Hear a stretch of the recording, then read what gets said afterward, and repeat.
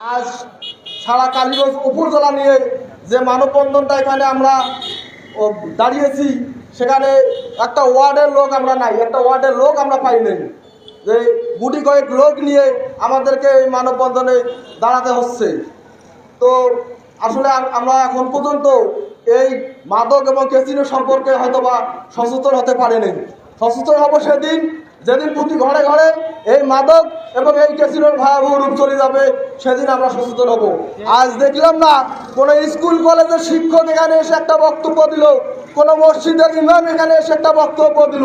আসলে তাদের বক্তব্য শুধু স্কুলের ক্লাসের মধ্যেই সীমাবদ্ধ, তাদের বক্তব্য শুধু মসজিদের মধ্যে।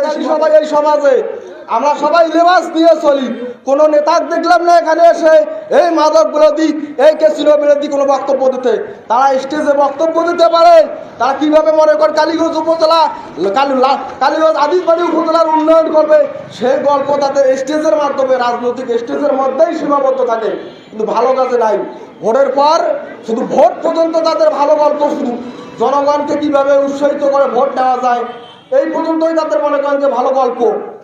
ভোট শেষ হলেই তাদের মাদক ও ক্যাসিনো বিরোধী আন্দোলন মানববন্ধন আজ শুরু হয়েছে। এবং আমি মনে করি এবং আমি এইখান থেকে ঘোষণা দেব যে এই মাদক এবং ক্যাসিনো বিরোধী আন্দোলনের বিরুদ্ধে বেতন নেন। আপনারা কার টাকায় বউ বাচ্চাকে খাওয়ান? আমাদের টাকায়, আমাদের জনগণের টাকায়, আমাদের করের টাকায় আমরা ট্যাক্স দেই। এই ট্যাক্স দিয়ে আপনাদের বেতন দেওয়া হয়। আমাদেরকে আজকে কেন এই রোদের মধ্যে মানববন্ধন করতে দাঁড়াতে হবে? আপনারা কার ঘাস কাটেন? আপনারা কি করেন? আপনাদের কাছে কোনো তথ্য নেই? আপনারা জানেন না এই কালীগঞ্জ উপজেলায়? কারণ আমরা দিনে রাতে বিক্রি হয়ে যাচ্ছি। প্রশাসন থেকে শুরু করে নেতা পর্যন্ত দিনে রাতে বিক্রি হচ্ছে এই ক্যাসিনো এজেন্টদের কাছে।